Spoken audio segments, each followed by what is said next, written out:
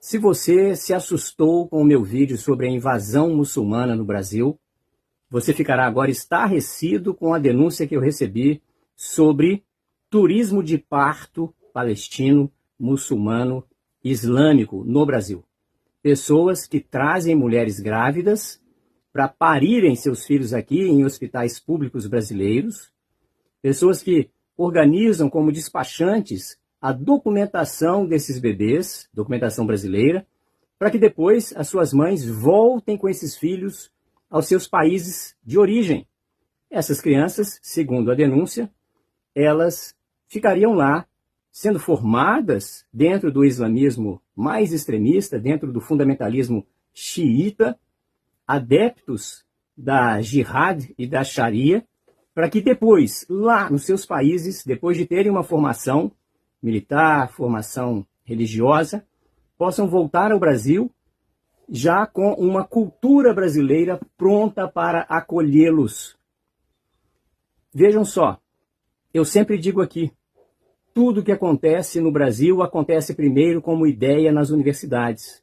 Tudo que acontece no mundo acontece primeiro nas universidades.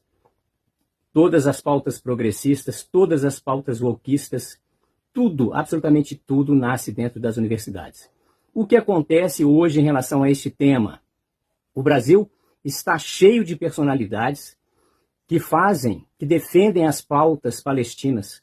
Há inúmeros perfis, inúmeros locais de reunião, inúmeras lideranças políticas, sindicais e universitárias, gente de sindicato, de técnicos, gente de sindicato de professores, estudantes de pós-graduação, de mestrado, doutorado, vinculados a políticos, vinculados às representações políticas de esquerda, que defendem a pauta palestina, que odeiam os judeus, que odeiam Israel e que são absolutamente contra as bases que o judaísmo apresenta para a sociedade, assim como são contra o cristianismo.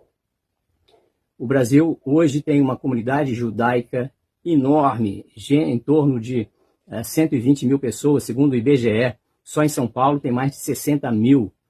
Todas essas pessoas, se não estão, deverão preocupar-se com essa dinâmica cultural que acontece no Brasil hoje em relação a essas ideias revolucionárias do povo palestino mais extremista.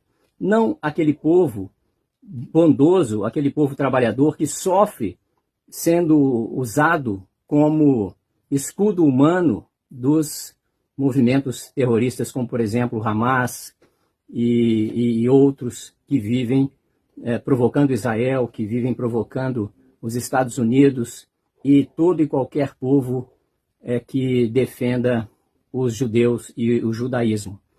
Vejam, por exemplo, essa moça, amiga de Boulos, essa jovem, ela é uma militante que representa esse movimento chamado Samidon.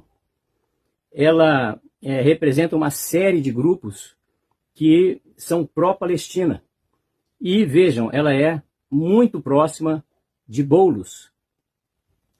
Assim como ela atua nesse campo, existem perfis com participações ativas de intelectuais, de estudantes de mestrado, de estudantes de doutorado, como é o caso desse rapaz que você vai ouvir agora. Prestem atenção no discurso dele.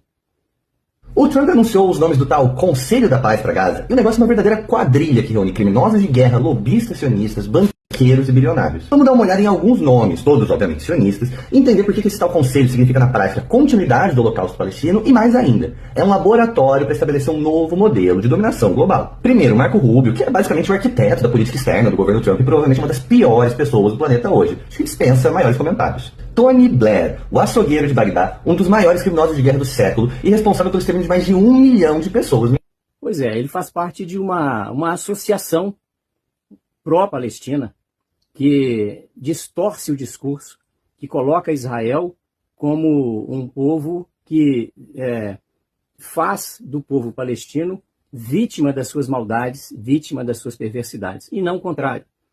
Eles ignoram absolutamente a ideia de que Palestina é dominada por grupos terroristas e que esses grupos atacam Israel por questões religiosas, por um histórico de agressões justificadas pelo extremismo religioso. Assim como esse rapaz e como aquela moça que eu apresentei mais cedo, existem outras lideranças, como é o caso, por exemplo, dessa senhora, que participou de um movimento, de uma passeata, uma ação pró-Palestina em São Paulo. Vejam a fala dela, que absurdo. Fala pra gente a importância desse vídeo hoje. Esse é um ato histórico que a gente conseguiu construir em unidade de ação em meio às diferenças. O mote do ato é basta de genocídio na Palestina, Lula rompa relações com Israel já. Algo histórico, você construir essa unidade em torno da ruptura de relações com Israel, num ato enorme, gigantesco, o maior ato que nós já fizemos nos últimos 20 meses desse verdadeiro holocausto palestino. Pois é, toda essa gente organiza para 2026, veja aí a imagem na tela, esse encontro, o Massar Badil, uma conferência que será feita em São Paulo neste ano, né?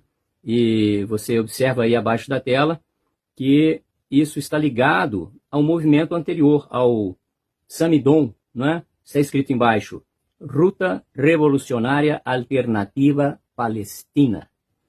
Então, vejam, é a versão espanhola desse nome, que aparece de novo na tela, que é o Movimento do Caminho Revolucionário Alternativo da Palestina. Então, por que é que nós devemos nos preocupar com aquela denúncia sobre o caso do turismo de parto? Porque, raciocinem comigo, se milhares de mulheres grávidas de países islâmicos extremistas vêm parir seus filhos no Brasil, milhares, essas mulheres os levam de volta com nacionalidade brasileira para os seus países de origem, porque, como eu disse, o Jus Solis, artigo 12 da Constituição Brasileira, garante a nacionalidade aos que aqui nascem, mesmo sendo filhos de estrangeiros.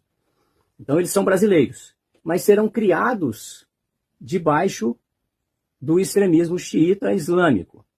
Enquanto isso, o Brasil, com essas lideranças todas que eu apresentei para vocês, o Brasil vai construindo uma ideia de normalização, de apreço ao extremismo, de apreço aos movimentos revolucionários, de apreço aos grupos terroristas, até porque o nosso governo não os classifica como terroristas e essas lideranças todas apresentam as ideias de que esses movimentos são movimentos de resistência.